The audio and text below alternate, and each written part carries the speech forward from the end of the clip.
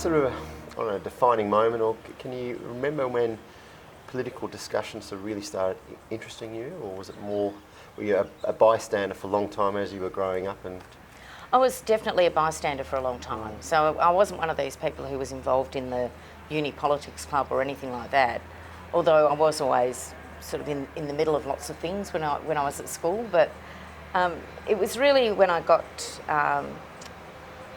when I met my late husband, well, I started to get politically interested, I should say, back when I was working for Qantas.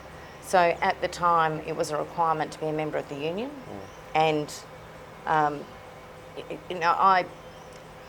didn't really like having to pay union dues because I didn't really feel like they looked after me that well.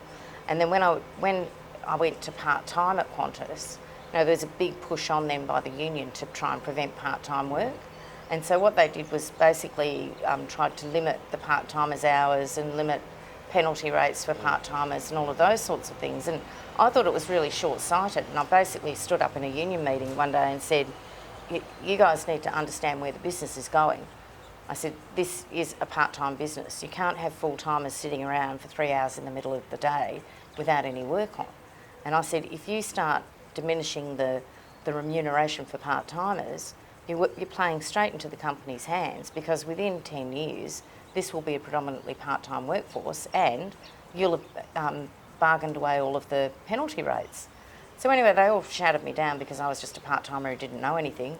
So I thought, well, that's that then. So I resigned from the union, and sure enough, you look where that workforce is. It's actually gone part-time because it suits the flexibility that the company needs.